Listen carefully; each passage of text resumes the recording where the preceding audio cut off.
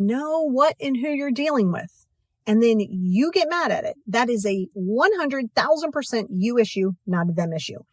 Feel like we need to talk about this because it kind of goes in succession, right? First, it was establishing your worth, right? Then understanding and knowing sort of like where your shortcomings are, what your limitations are, and going into that. Now, this one's going to be about your self-awareness.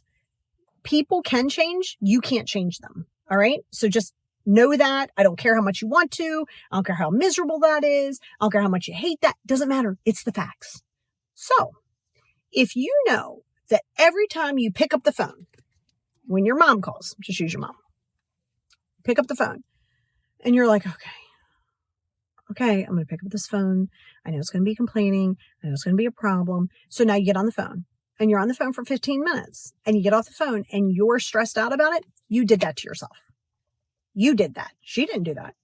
She always does. Okay. So if you know that chocolate is chocolate every time you bite into it and you expect chocolate to be vanilla one day and it's not, and you get mad at chocolate for being vanilla, that's a you problem. That's why you protect your peace. That's why you know your limitations.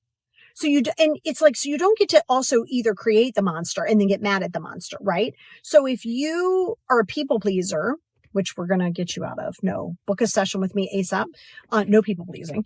But let's say you've created this narrative where people kind of see that you kind of, whatever they need, you get them. And I don't mean being kind. I mean, like, you can kind of tell where it goes from kindness to taking advantage of, right?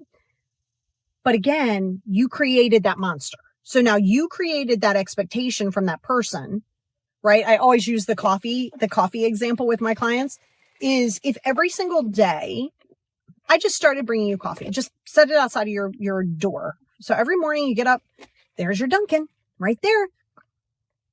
At first you're like, oh my God, that's so sweet. Oh my God, that's so nice. Oh, cool. Well, after about a couple weeks, you're going to kind of start expecting it. Just you're going to kind of assume that it's going to be there. So you're going to go to the door one day and you're going to be like, that's weird. Where's the coffee? So you message me. Hey girl, just checking in, making sure you're good. Yeah, I'm good. What's going on? Nothing. I was just making sure you're good. Okay. Why? Oh, I don't know. I didn't see coffee out here and I was just wondering, oh no, I just didn't stop by and get it. Oh, okay. No problem. It might not be a problem, but my point to that is if I'm bringing you coffee every day and then one day, let's say you weren't so nice about it. Let's say you were just like, well, where's my coffee? Right? Well, first of all, you wouldn't say that to me, but let's say you did. I created that monster. Me, I did that. You didn't, they didn't do it. I did it. So you can't be at somebody's beck and call and fitting into their box. And then all of a sudden you create boundaries or you start to establish boundaries and they get mad at you because this was normally the expectations. And now you're mad at them for being mad at you, but you created that. So you have to know what you're dealing with. Now, for some people, they're going to have to get used to those boundaries. But if you keep saying, oh, that person's so negative, why are you still talking to them? I mean, she's my sister. So what? So if you're negative, and I've been that girl, oh my God, I was the queen of negativity through my late teens and early 20s. Oh my God. Victim mentality, not so much the martyr. I never wanted to be the martyr, but victim mentality, negative, it's just a terrible thing to do.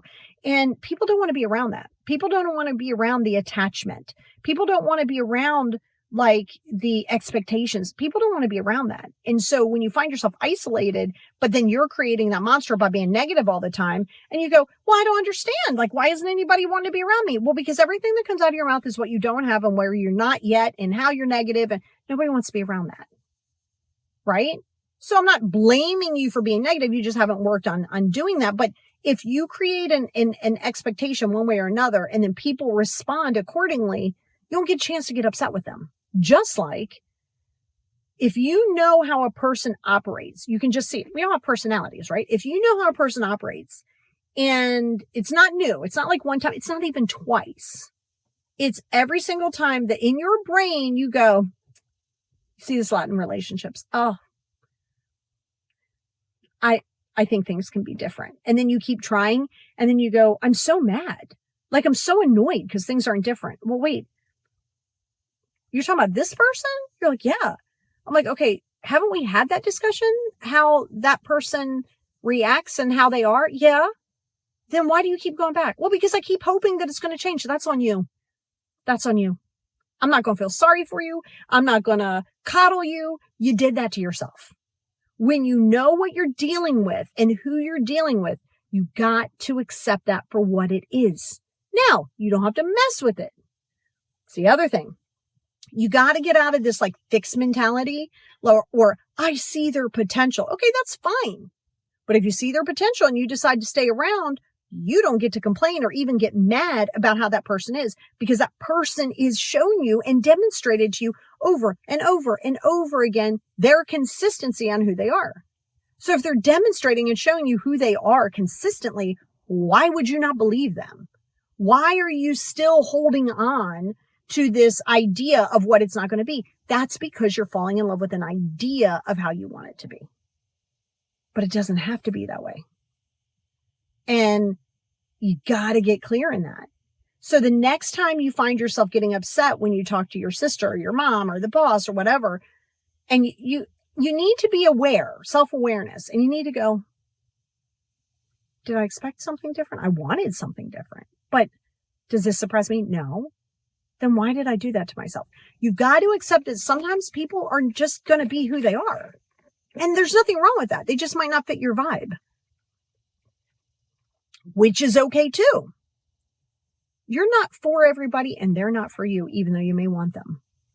You fall in love with an idea. You think this person has so much to offer you and you just want this to happen. That's cool and fine.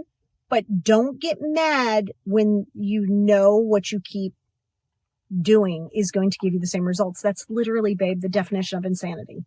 Doing the same thing over and over again, expecting a different result. If every single morning you walk into this wall because this wall's there and you just don't want it to be there, you think it's shouldn't be there, you keep walking into the wall. Now you come in and you're mad as hell. I'm like, what happened to you? I walked into that stupid wall. That wall is not stupid. That wall has been the wall and has been there ever since you started this job. That's a you issue. And a lot of times people don't want to take accountability for that. So you got to stop thinking, I think this should be this way, and then get married to that, and then sit around and wait for it to be this way. That, by the way, nobody else even knew this part of the plan. You created a scenario on how you wanted it to be, and you just assume that that's what people are going to do. You just assume that that's how it's going to be. So I want you to get clear in that.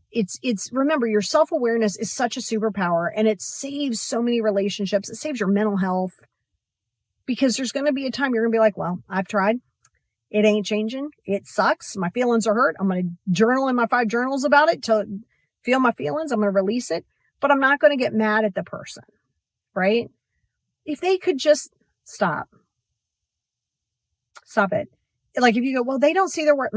Not your job to show them their worth. That's not for you to do. But if they would do this, it would be so much better. Yeah, for you. Obviously, whether it's working for them or not, it's what they're doing. Stop trying to save everybody. Stop trying to change everybody. Because when you stop doing that, you start going, how does this make me feel? Does it make me laugh? Does it make me cry, but in a good way? Does it give me education? What is it doing for me? Is it doing something positive? Then let's keep it around. If it's doing more negative than positive, then why are we still here? So that is your ego. Watch my ego death series here on YouTube. It'll help. It's like 5 videos on it. But I want you to get clear in that. So the next time you get on the phone with your mom or whomever else, your friend, one of your friends, and you kind of know how the situation is going to be, and you feel yourself getting activated, just go, hey, there's no reason to get activated. You know who you're dealing with. This was on you. You chose this life. It's to remind yourself so you can be more aware. Because right now you're not just going to change overnight. So when you find yourself getting activated, go, why am I so annoyed? I just want her to be different. Oh, I just heard myself. I want her to be different. She is who she is, or they are who they are. And that's going to come with self-awareness and self-acceptance that not everybody in your life, including family, is going to remain there.